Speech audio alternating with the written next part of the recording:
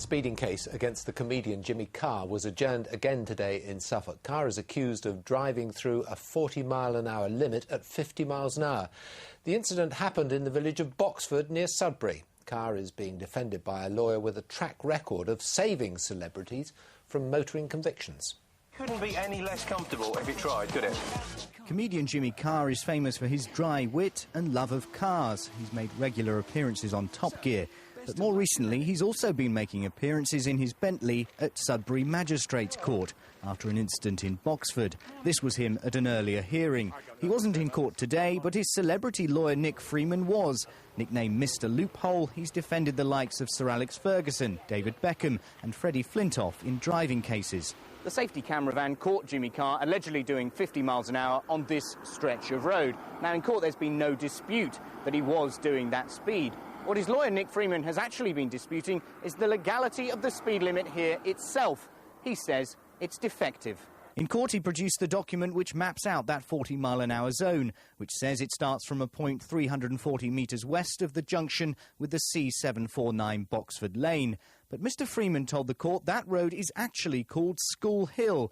He claimed that error would render the zone illegal and his client innocent. He said a sign at the junction confirms it, but the court was also shown a Google map which labels the road as Boxford Lane.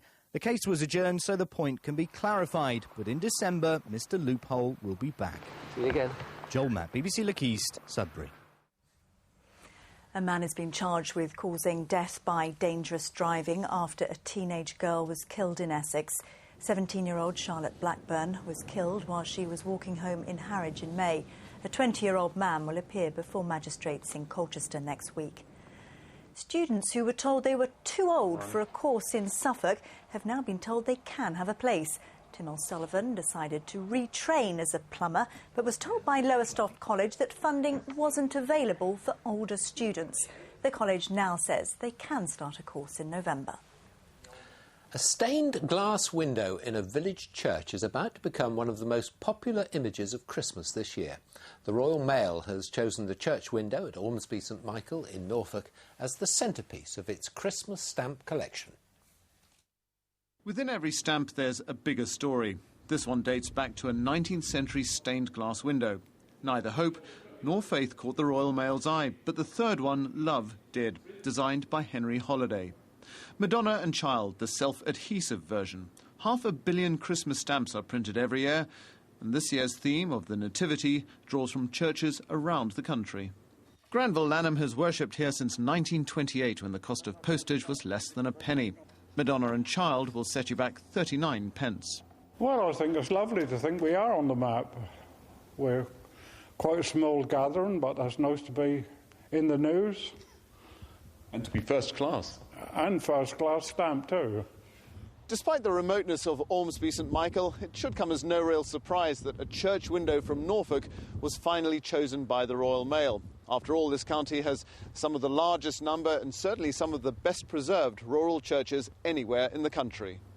This is one of Leatheringset Church, and this a nativity boss from a church in Norwich. Other local landmarks have also got it licked, including the Norfolk Broads and fishing off King's Lynn. They've got 2 seconds to capture people's interest. And that's what any parent or teacher has, isn't it? Two seconds. Is it interesting or is it boring? So they go for impact. The stamps will go on sale in November. But let's be honest, nothing beats the original. Alex Dunlop, BBC Look East, Ormsby St Michael in Norfolk.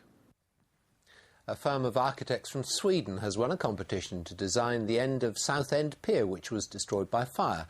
The plan includes a terrace and an open-air theatre. The plan still has to be approved by the council. 74 designs were put forward. The Anglia in Bloom Awards took place today with Wisbech as the overall winner. The results were announced by our own Carol Bundock at an award ceremony in Gorleston. 25,000 bedding plants were planted with the help of 15 volunteers. The Ipswich town manager Roy Keane says there are plenty of signs of encouragement, despite his side still being without a win. Town were held to a 1-1 draw last night by Nottingham Forest, meaning they remain second from the bottom in the championship table. When it's not going your way in football, boy, do you know about it. Ipswich can't buy a win at the moment. The manager is refusing to panic, and fans ahead of last night were largely in agreement. This week we're looking at getting 6 points, otherwise the gap at the top is going to be too much to catch up. Fingers crossed, that's all we can hope for. It's important to start winning, but we're all behind him for a good few weeks as yet, I think, before we turn on him. I think it's got to be a turning point at some point. We've got to get 3 points somewhere. So, yeah, I reckon it's going to be 3-1 tonight. That optimism seemed well placed early on. Ipswich in the pouring rain came out firing. Grant Ledbetter drilling the ball home with less than a minute played. Surely Ipswich would break their duck, but as chances to secure the match came and went, the writing was on the wall. Of all the people to spoil Ipswich's night, it had to be former Canary Rob Earnshaw. He's made a career out of being in the right place at the right time. Last night, he came off the bench to heap more misery on town. As Ipswich powered forward in search of a winner, Forrest hit on the counter-attack and Gareth McCauley ended up seeing red. That summed up Ipswich's night and season. You know, when you haven't won for a month or two, that can affect the confidence, you know, and, you know, sums up where we are at the moment. We're almost there, but we've got to keep battling and working hard, and I was encouraged by the team tonight. Ipswich remains second from bottom. Next up, Doncaster. Pam Melbourne, BBC Look East.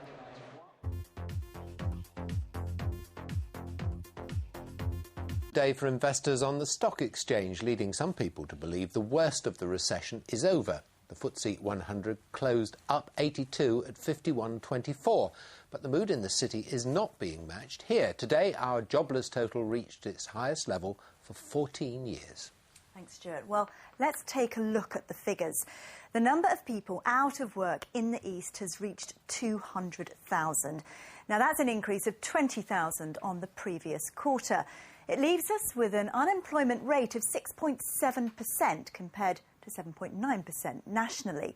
So just how bad is it? Well, the last time we had 200,000 people out of work was in 1995, and we're getting worryingly close to 246,000. That's the figure we reached in 1993, at the lowest point of the last major recession. Our business correspondent Richard Bond has been to Harlow, one of our worst affected towns. Essex, a rousing old-style welcome soon made royal visitors feel at home in Harlow New Town. Harlow was a post-war dream, one of several new towns created to give Londoners a better life. But modern-day residents are having a tough time with one of the region's highest unemployment rates. 21-year-old Glenn Watson lost his job as a building labourer last year. I was on £80 a day and paying tax, so it was like £100 a day basically. I was on really good money. I can't get a job doing the same thing. You can't get it. If I go work now, I'd have to go work for like £5 an hour in a factory, which I can't do. Up, 2, 3. Oh, that was nice. People in management are suffering too. Richard Tant lost his job as a resources manager last month when his employer went into liquidation. He says 200 people are chasing every job in the Harlow area. It does sort of bring your morale down a little bit, you know, thinking that, am I going to get a chance with someone? Even to the point of getting an interview. I mean, it's been 3 weeks and there hasn't been anything in regards to an interview or anything, so, yeah, it's hard. Colleen Morrison has worked for 20 years in the recruitment industry in Harlow. She's seen local employers lay off staff and move operations overseas. In my experience, it's much worse than the last recession, which I remember well, which was in 1990, because the rate of decline has been so much steeper, so much faster. Harlow, Luton and Peterborough have been the worst-hit towns in this region in the recession so far, and it could be several years before employment in any of them gets back to where it was. For Peterborough, Luton and Harlow, we think they'll recover their lost jobs by 2016 or 2017. These areas did start the recession with higher rates of unemployment anyway, and have seen some notable closures, so it may take longer for them to recover. Tough times for this new town. Richard Bond, BBC Look East, Harlow. Now on Monday